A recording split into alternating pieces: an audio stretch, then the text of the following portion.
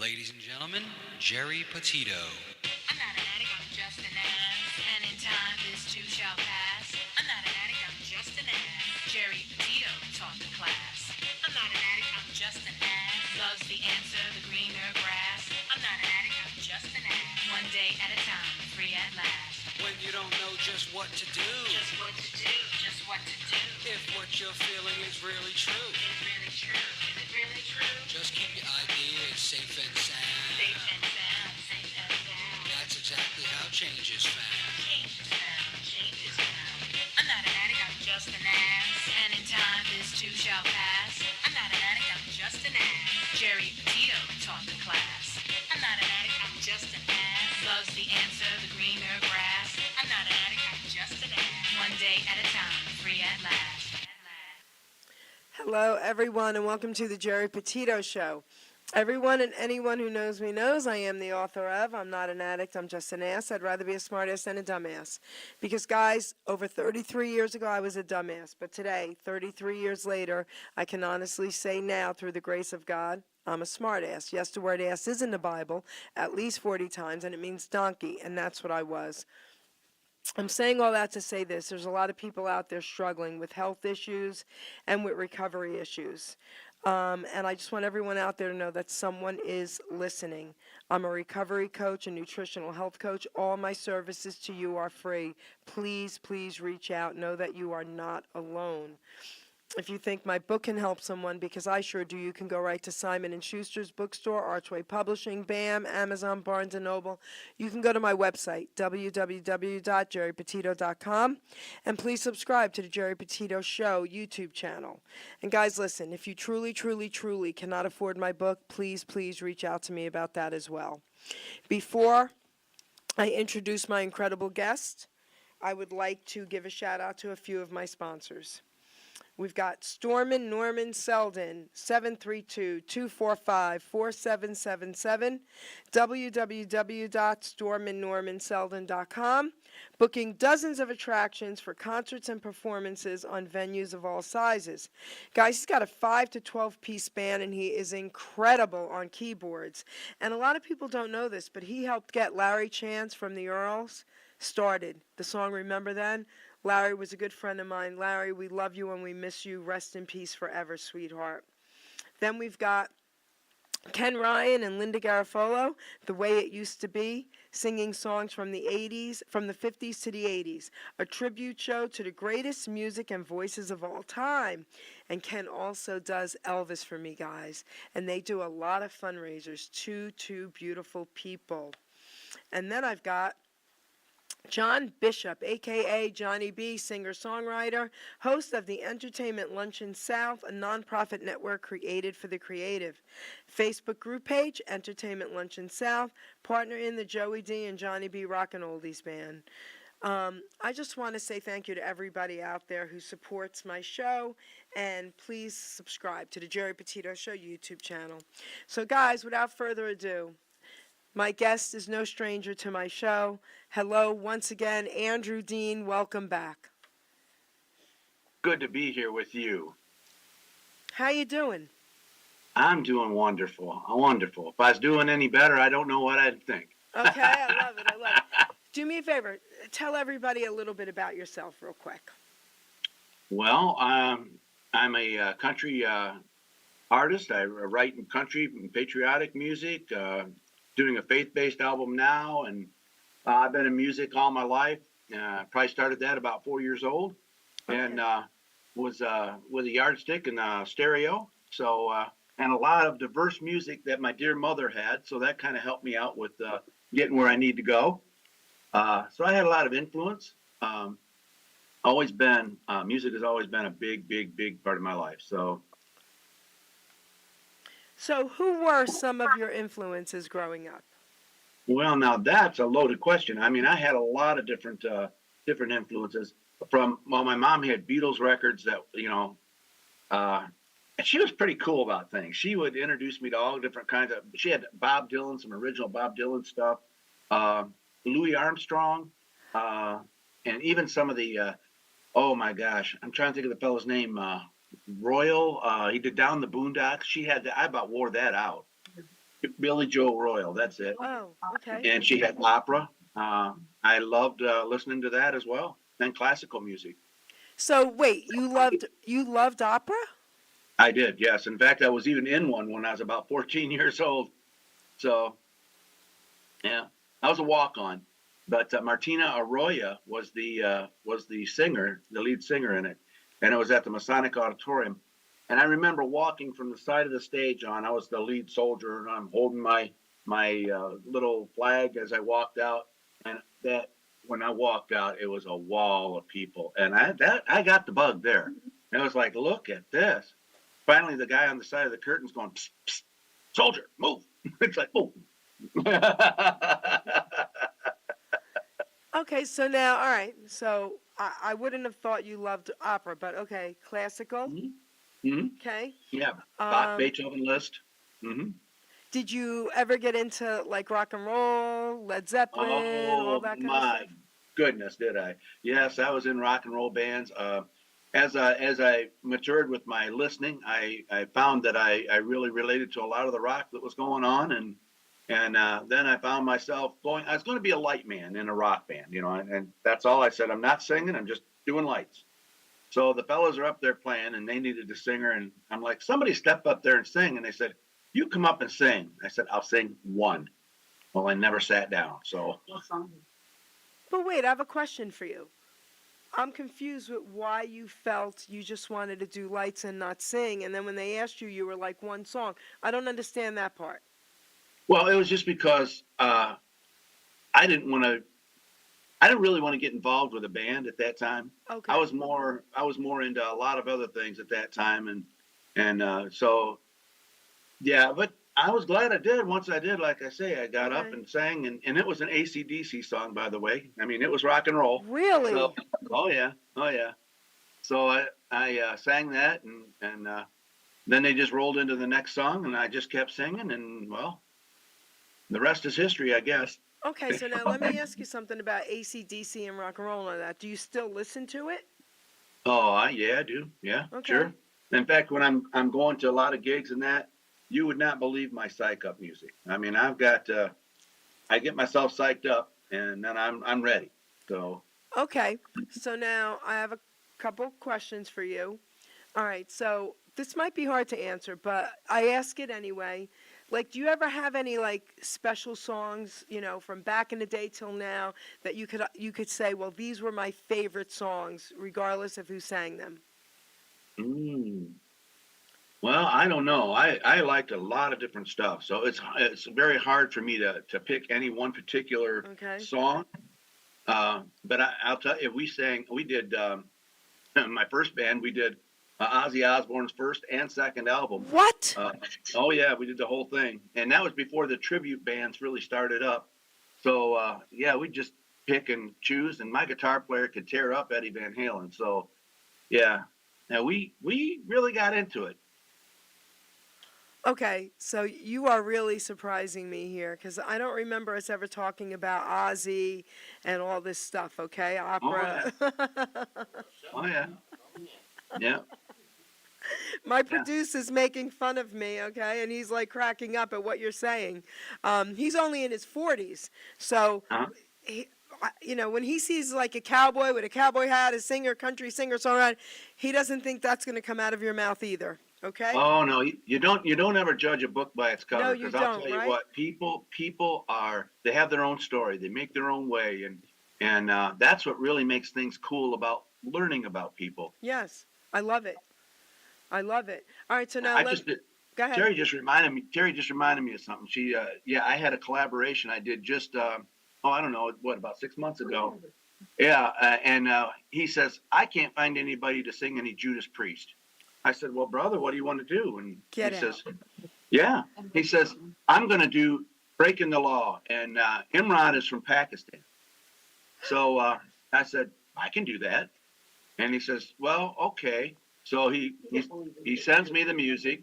Yeah, he sends me the music. I pull my two motorcycles out of the back garage out here, set them up, get my groove on with some leather, and tore into it. So I sent that to him, and he came back. He goes, that's unbelievable.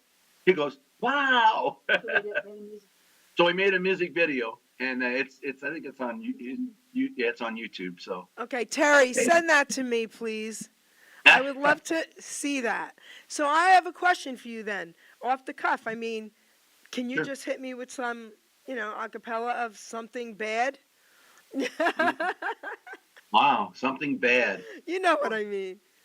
Um, what Not country. You know what I mean. do you think? Oh, all right. All right, let's hear it. Well, train, take me on out of this town. Train, well, take me on out of this town. Well, that woman I'm in love with, Lord, she's Memphis bound. or yes, Blackfoot, or Ram Jams. Oh, Black Betty, bam blam. Whoa, Black Betty, bam blam. Black Betty, a child, bam blam. Dang thing gone wild, bam blam. Still learn how to mind, bam blam. Dang thing gone blind, bam blam. Oh, Black Betty, bam blam. Whoa, Black Betty, bam blam. That's really cool. All right, that was funny. Thank you for that. That was pretty cool. Oh yeah. All right, so I love this. All right, so that's really great. So now, all right, so now, do you have a favorite? Don't answer yet. Do you have a favorite singer or group, regardless of the genre? And then, do you also have I'm assuming you have a favorite singer or group in country. Oh, I have a lot of favorites. All right. It's hard for me to pinpoint. It because really is. Like you don't have like that one. No, I listen to so many different things, and I enjoy music. Music soothes my inner being, Yeah. whether it's rock or whether it's country or gospel, or I mean, I relate to it all, in some of it in different ways. I mean, they strike different emotions or feelings, Okay. but generally, the music just that's my driver. It really is. It's funny because when I ask men that question, a lot of them answer the way you just did. But if I ask women, most of them have someone they can say. Like me, Well, I'm an Elvis girl. You know that. Yeah, my wife would be Bee Gees. She Okay, likes so there likes you the go. Bee Gees. Okay, so Bee Gees for her. There you go. I love the Bee Gees. Oh, yeah. So women have a tendency to hold on to either a singer or a group in their hearts forever. Okay, and we love everything. We love a lot of music and a lot of but we always have that one. So, all right. So Andrew, we're gonna play one of your songs and then we're gonna talk about it. Okay? Here we go, guys.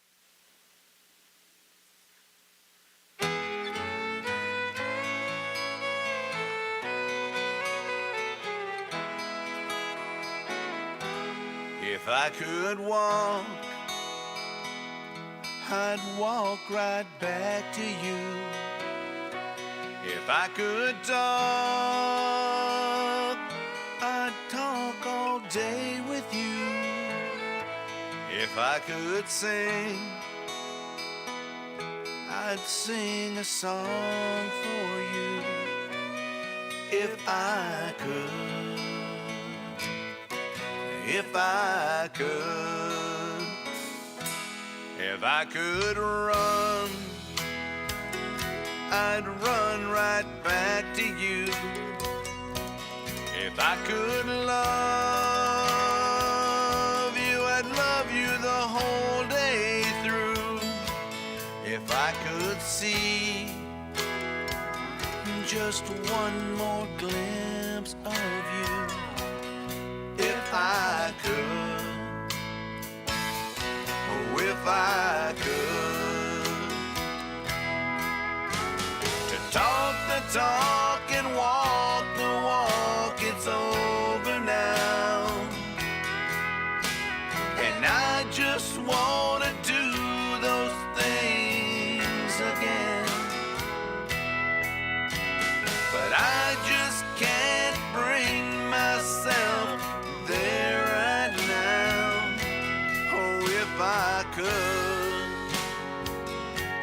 you know I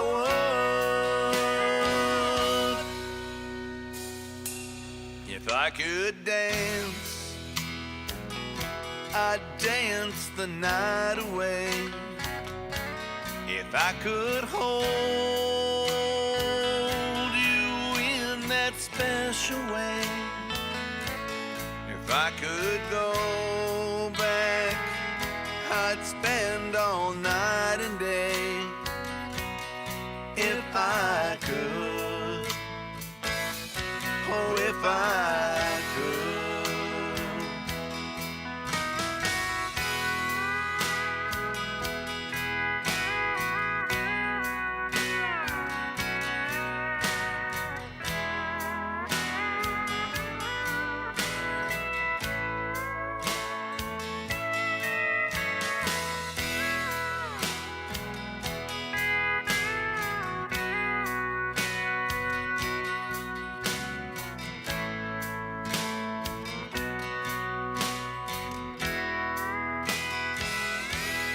If I could walk, I'd walk right back to you. If I could talk,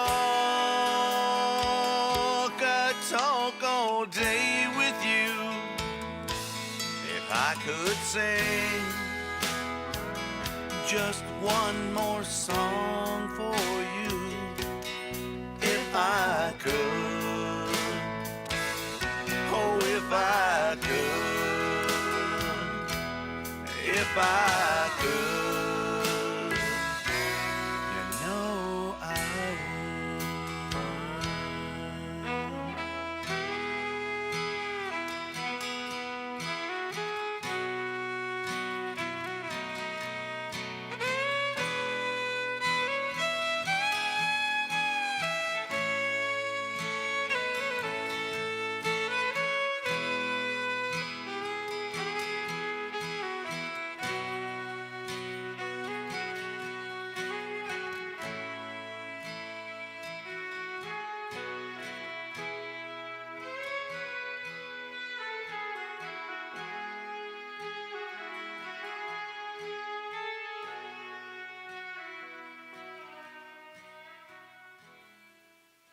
That was beautiful. Absolutely beautiful.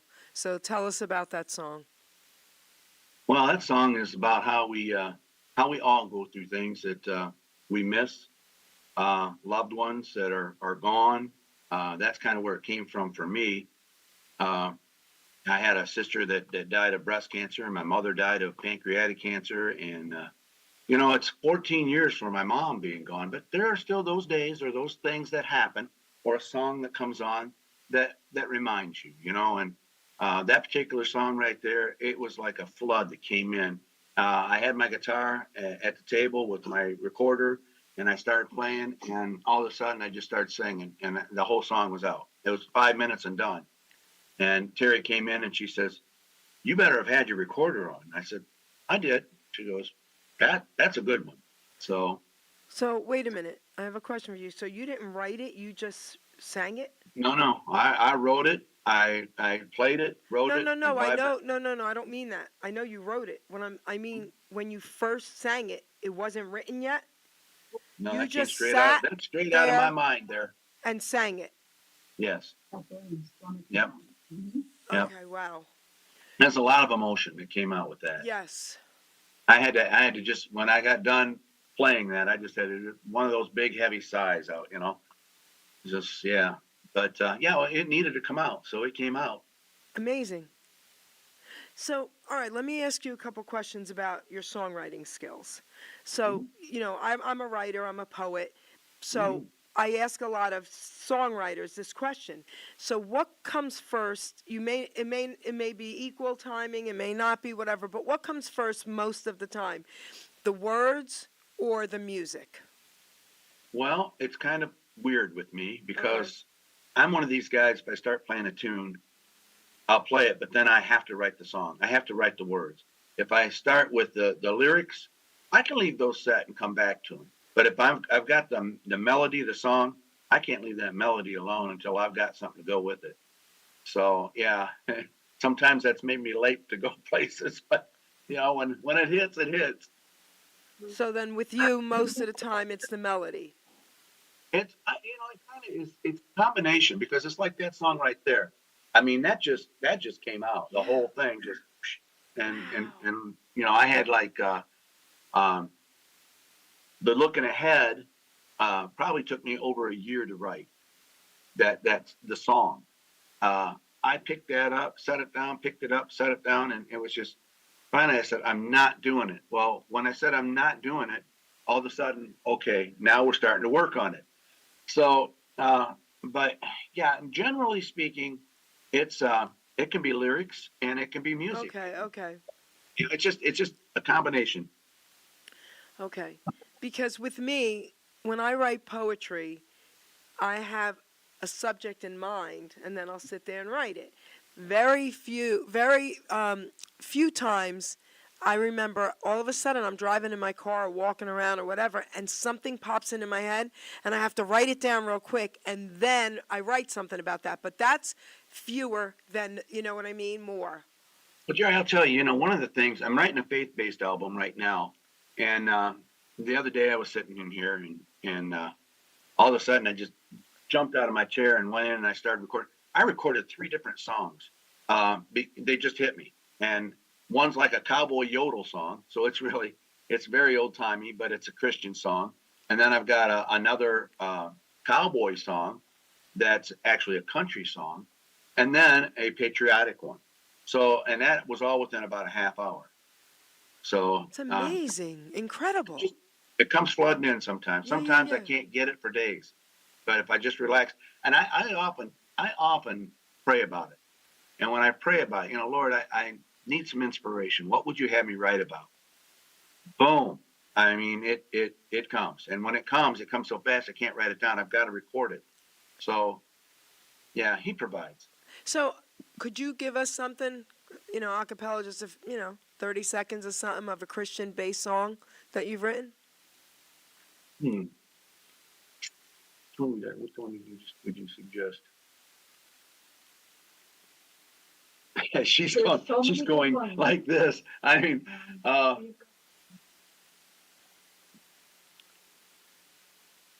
oh yeah, no, I can't really do that. Yeah. Okay. Yeah. I heard the news today.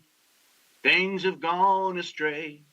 There's no way of knowing what tomorrow may bring. But tomorrow brings the dawn. Time it moves along. There's one thing for certain. There's more to this than we can see. And that chorus goes, Jesus, come into our heart. So that's Yeah, that's going to be on the faith base. Yeah, that's beautiful. That's beautiful. Wow. Okay, absolutely beautiful. That song was written though. That song was written back in COVID. That's how far back that goes. We went to church the one Sunday, and 3 days after I wrote it, we went to church, and it was the pastor. Terry was running the Facebook, and then I was on the other side of the room playing. And I said, I'm going to do this live. I don't normally do this, but I'm going to do this. And I sang that, and it's called There Is Hope. Yeah, and so it's I thought it was very appropriate for that. And then yeah, so did our pastor, because his last name's Hope. Oh, that's cool. And I looked at him after I was done. I said, "That's not about you." That's cool. So, but yeah, you know what's really cool? Our church has a Jimmy Stewart. I'm serious now. The Jimmy Stewart and his brother Bob Hope. So they at our church. Okay, that's funny. All right, that's pretty cool. Yeah. So now let me ask you something. All right, before we play another song, growing up, all right, did you take singing lessons? Did you take? I mean, like, what instruments do you play? Were you self-taught with anything? Well, pretty much everything. I did have piano lessons for probably about I think till I was in 9th grade or so, and I was playing a lot. Well, yeah, okay. She's pointing out what I played in the 5th grade, which was a sousaphone. Okay. I mean, it was bigger than me. I couldn't hardly hold it, Wow. Oh yeah, played that in the band. And I had a diverse bit of instrumentations I've learned. Right now, I do a lap steel. I do acoustic guitar, electric guitar. I have mandolins I play. I have keyboards, probably about 6 or 7 keyboards. So there's just a lot of stuff that we throw in the mix. So I am not musically inclined at all. So when people talk about chords and bass and bass and bass and blah blah, I just hear, blah blah blah. But you just said something, so you have different keyboards. So Yes. aren't they all the same? Well, no, and this is the thing when you're playing and you want to produce different sounds, rather than sitting there and poking buttons, you've got to have things set up so you can make that sound roll live, so it's full, it sounds good, and you're ready. So instead of hitting presets or looking for strings or no, it's all set up, so we're ready to roll. Okay. I have one that's an 88 key piano. In fact, I just got one not too long ago that folds up like a suitcase, and it's 88 keys. Yeah. And it's just a little thin thing and 88 keys. Sounds wonderful.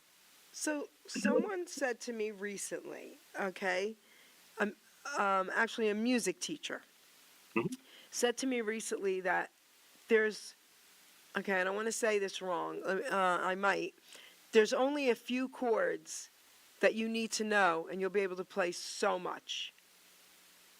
Well, I think that applies somewhat. On the piano, I'm talking. It's somewhat. I mean, you start with your C chord, your D chord, and E chord, which is right in a row. I mean, there's a lot of different stuff you can play, but if you're gonna, depending on where your voice is and you're gonna sing with it, you've got to put it where you can sing it, and it's not, something you have to sing so low or so high you can't quite get there. So I mean, there's a lot that has to go with that, and Okay. I find too that I like a lot of interesting chords. I like the sevenths, the ninths, and that kind of stuff. That I like to put in blues chords. I love to put blues chords in. So those, it's kind of like it's a mishmash. I mix a lot of stuff. Some of my old rock stuff even winds up coming out in some of my songs. So, Okay. but I think music is an expression, and boy, the road of music that I've walked has been quite blessed. Very cool. So why don't we play another song and then you'll talk about this song. Okay. Here we go.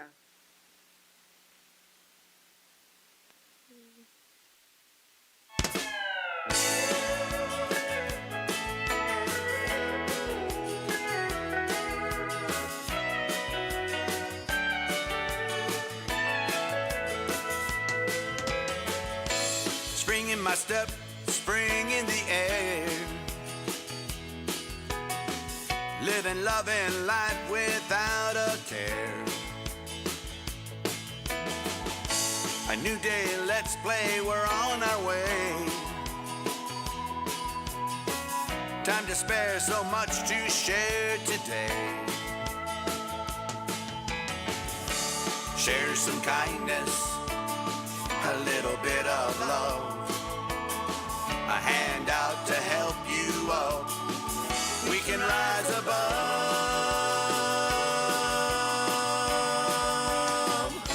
The clouds, they all seem to go away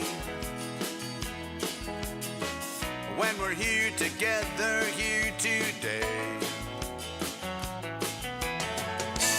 There's so much we can do, we can say, to move those tough things right out of our way.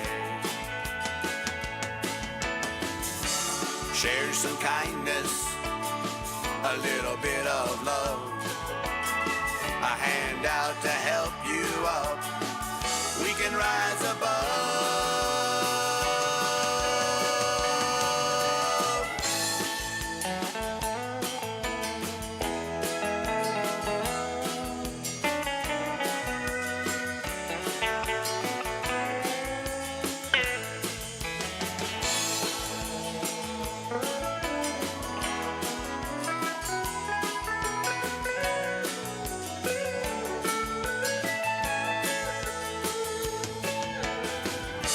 Share some kindness, a little bit of love, a hand out to help you up.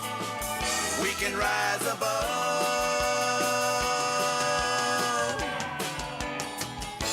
Spring in my step, spring in the air.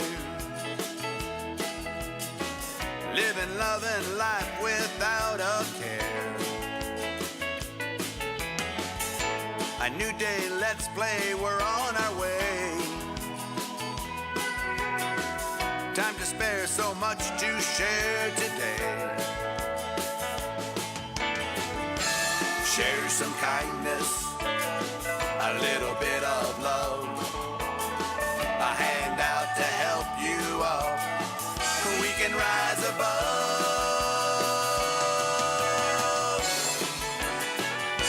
The clouds, they all seem to go away when we're here together here today. There's so much we can do, we can say, to move tough things right out of our way.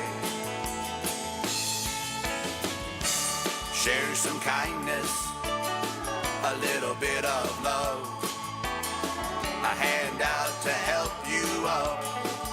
We can rise above.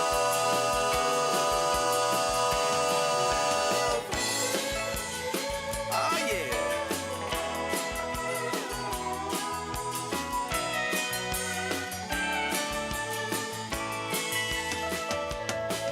Oh, come on now.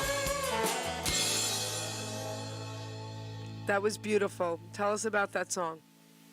Well, that's something I feel this world needs a lot more of. Some love and kindness, and so that's really where that song came from. The fella playing the steel guitar in that, John Rich is his name, and he is one of the original, or one of the only guys who ever played steel guitar for Jerry Garcia. Oh. And yeah, yeah. So I mean, that was awesome, and he did a wonderful job on that as well. But yeah, I just feel there's just not enough goodness going on here. There's too much, people getting at each other, and hey, life is to enjoy and live, and it's about helping people when they need help, and hand up, and so it's important to do that, and make sure that you keep yourself, and I point at me when I say this, keep yourself in check, to do that every day, not just every now and again or when you feel like it, but every day, because this world needs more love and kindness. You're absolutely right with that. Beautiful song. Thank you for that. And you know what? You're right. So, how many songs about do you think you've written? Oh my. Written? I've got notebooks of songs I've written. They haven't made the records because I've gone to Nashville to write, to sing, to record, and I write the whole album all over again. And before I go in, and we do that one instead of that one, so that one's still sitting there. So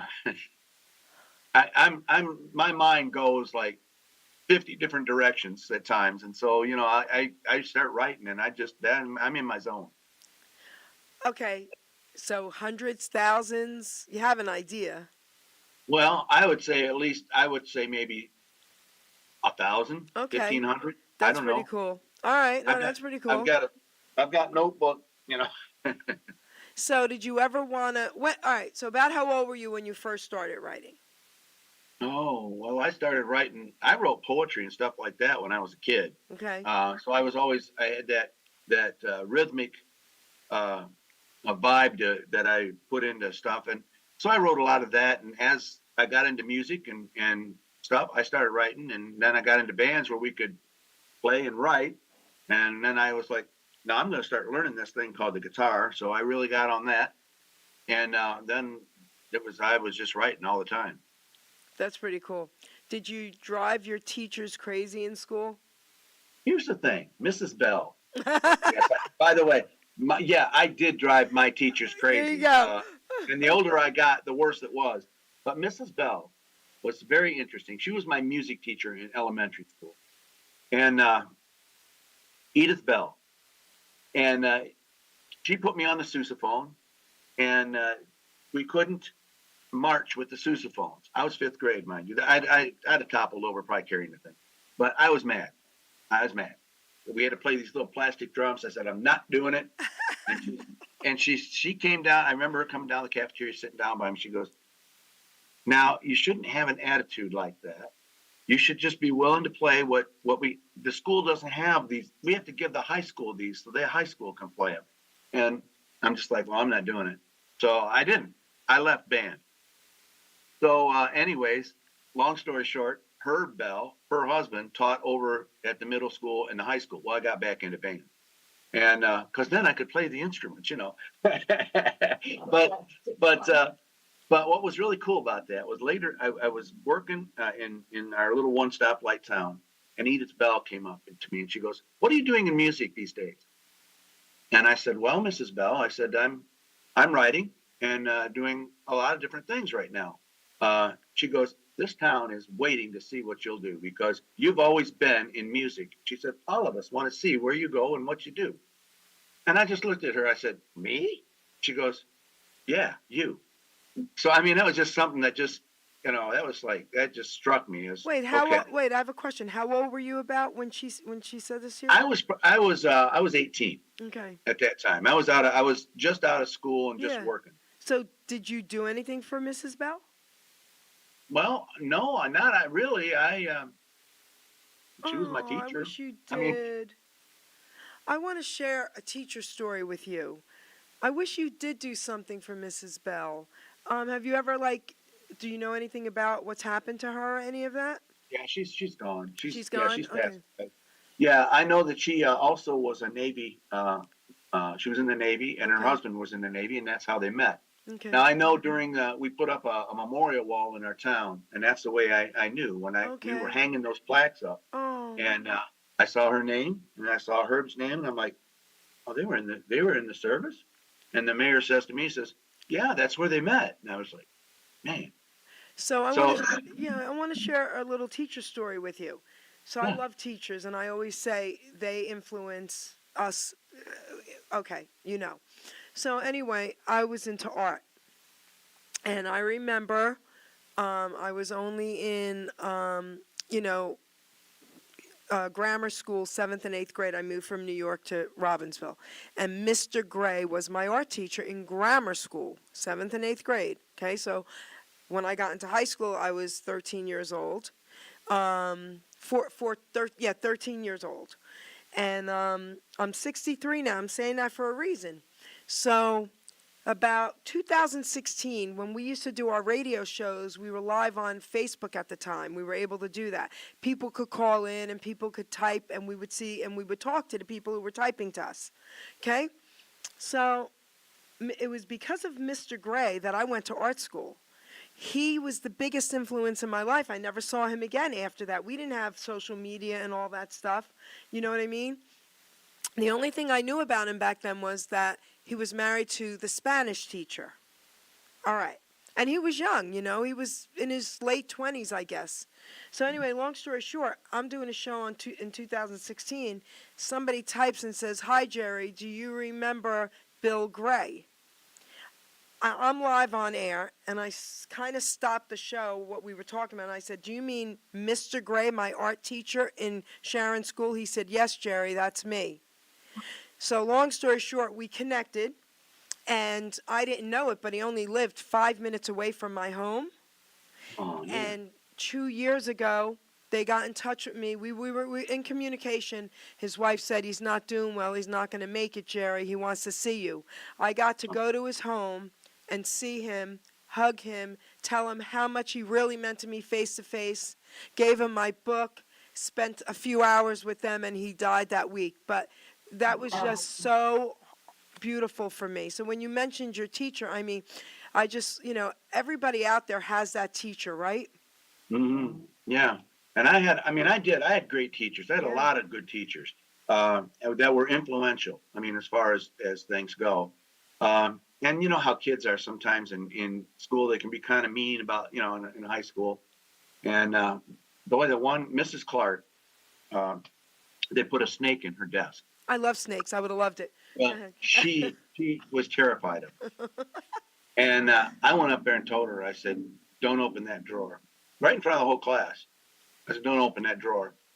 She goes, "Why not?" I says, "You need to go get somebody to get out of that drawer what's in that drawer, because you don't want to reach in there."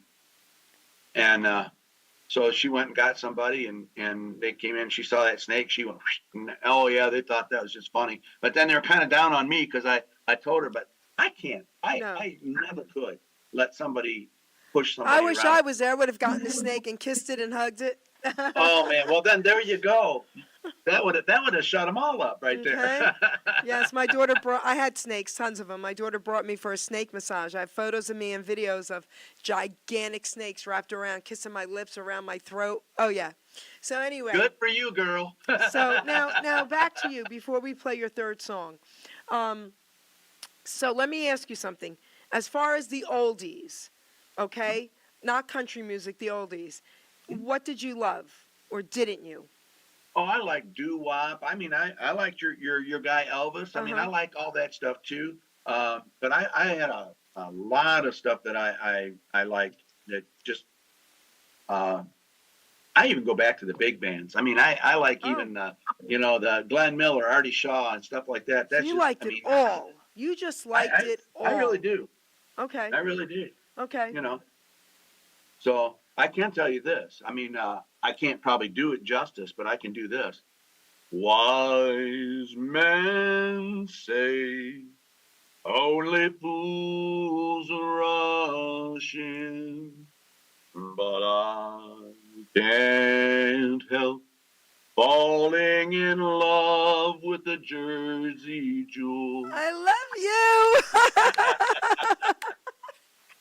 Thank you. That was awesome. Okay, honey. Oh, Thank you. Thank you very much. thank you, baby. Yeah.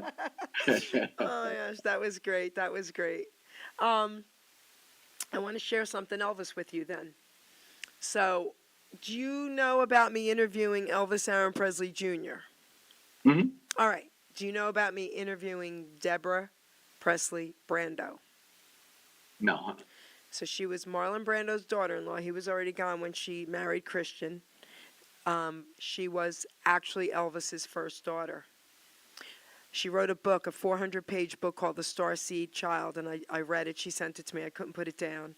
She's still friendly with whoever's left, Larry Geller, all of them. Her mother was only 15, and Elvis Presley was like 20, I believe, 20 or 21.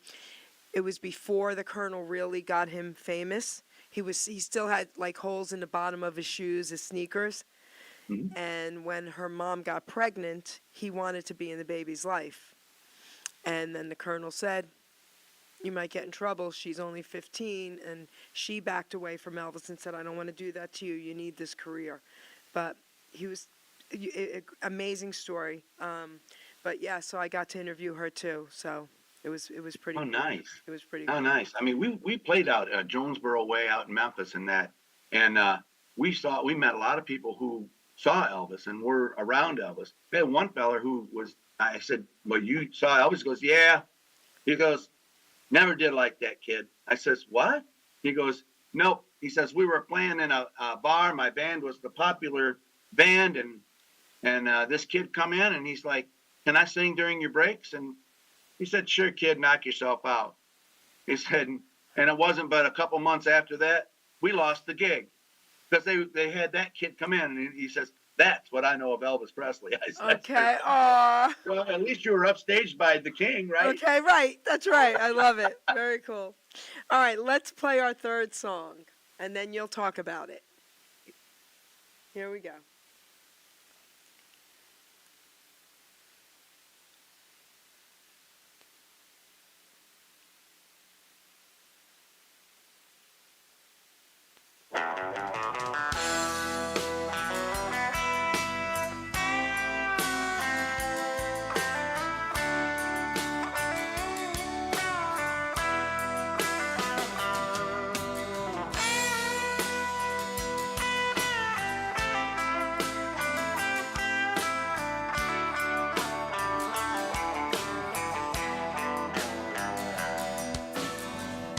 The crops are all dead, and the weatherman said, no rain is coming our way. The wolf's at the door, the banker, he needs more. You're free to live, but you can't stay. Then came the rain, pouring down. Not a word, not a sound. Then came the rain, tumbling down, feeling lost all the way down. When the rain came tumbling down, when the rain came tumbling down, when the rain came tumbling down, when the rain came tumbling down.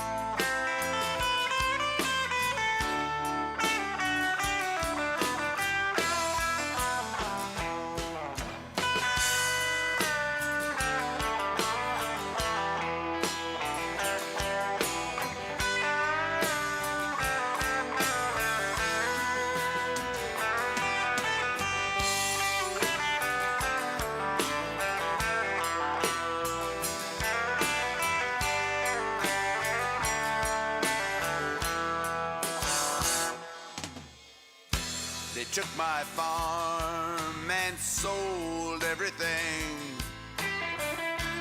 Tractor, truck, and my old wedding ring.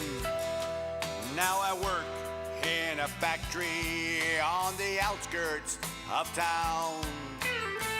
Boss man came in today and shut her down. Then came the rain, pouring down.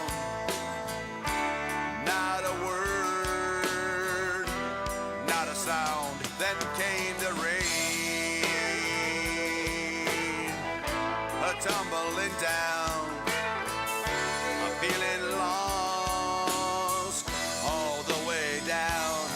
When the rain came tumbling down, when the rain came tumbling down, when the rain came tumbling down, when the rain came tumbling down.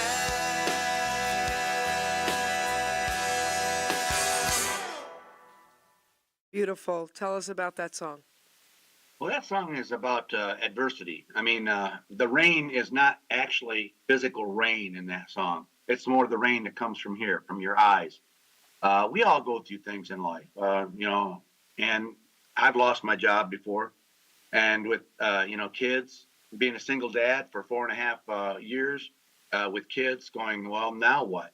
Now what? How do I feed these kids? How do I get this, And and as I said to the tech when we recorded this, I said, Jim, haven't you ever felt worthless? And he looked at me, he goes, no. I said, it's good for you, brother. I said, but I felt that way a few times in my life. So I said, that's where this song comes from. The guy losing his job, losing the house and losing everything. Well, I've been there too, and I realized that it's just things, and things don't really matter. But we've all had things we've gone through. And so there's a lot of different meanings to that song. And I try not to tell people too much about the actual meaning, because I want them to draw their own meaning out, because everybody's been through something. So, and through that, they can relate to the song. Yeah. I think everyone in the world can relate to that song.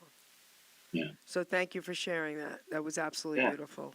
The cool thing about that song, I mean, one of the real cool things was I had it all done, but there was just a little pocket of a hole in there, and I said, man, I told my tech, I said, I gotta find a blues player.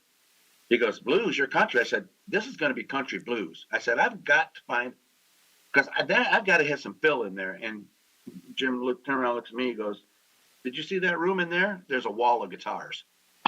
So he says, come back tomorrow. Let me listen to and he put those little blues licks in there. And I was just like, when I heard that, and he says, well, what do you think? He's this real humble guy. Well, what do you think? I said, we're keeping that. That's beautiful. Crying the Yeah. blues, baby. That was beautiful. Yeah.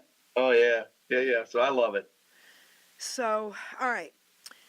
Before we have a few minutes left, so I want to read a poem out of my book. And then I'm going to ask you for some encouraging words for people listening, okay? So you could think about that.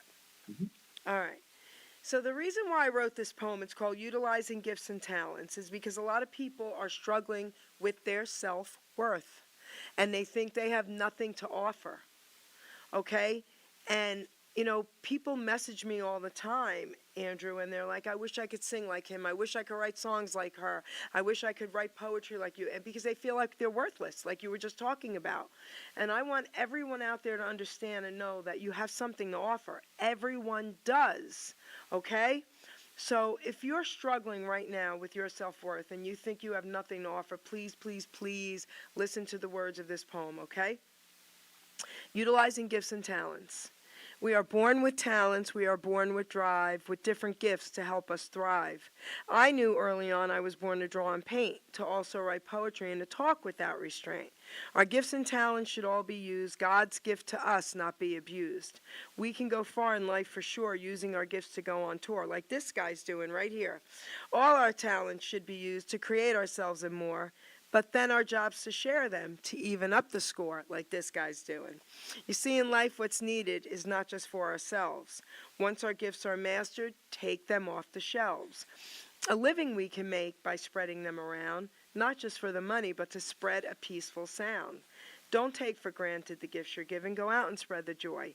Our gifts are not to be held back for us to self-destroy. Put your efforts forth, do not hesitate. All your talents, my friend, are never second rate.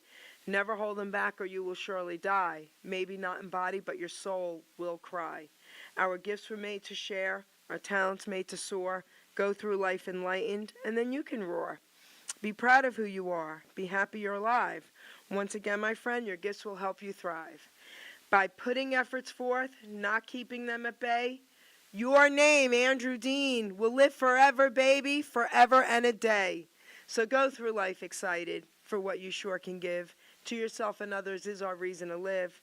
Our grave will be quite lonely, but our legacy lives on. So make sure people smile with the breaking dawn. And Andrew, that's what you're doing.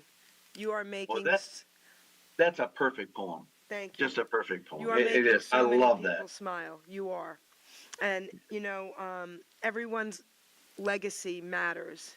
Like you were talking about your teacher. You still talk about her. I still talk about Mr. Gray. I mean, people are going to talk about you forever, okay? Your music is amazing, okay? Thank you. You're amazing, and I just I'm want to humbled. thank you for honoring me here today with this incredible interview. I'm humbled. Just humbled to be with you. So I want you to take a couple minutes and share something really encouraging for people out there listening who feel worthless right now, because you know what it was like. Oh, yeah. Yeah. Just remember that sometimes we have to get to the bottom to get our way to the top, to really find where we are and what we need to do. Set some goals. Don't make them hurdles. Just set the goals where you can get to where you need to go, little bit by little bit. Every day, be committed to doing something positive for yourself. And I know, like, especially if you're dealing with depression and things like that, it's so hard to find who cares. Nobody cares. There are people that care, and that the point is, you know, get over the pity party. And I can point at myself because I was there too. And get over the pity party and just dig your heels in. God's given you a talent. God's given you a place to go. That's why you are alive and doing what you're doing. So dust yourself off, get on up, and get out there and live, man. Live. Thank you so much, Andrew. Give Terry a hug for me, please, okay? Oh, I'll even give her two, because I'll give her one for me too. That's right. You do that. So, guys, please share this show. It will be on iHeartRadio next week, either Tuesday or Wednesday. I'll let everybody know when. And, guys, this was beautiful. So, please, please, please share this show. Can I fire something at you real quick? Yes. Okay, I just want to say real quick, if people want to find me, Yes, please. they can find me at www.andrewdean addict.us, like United States.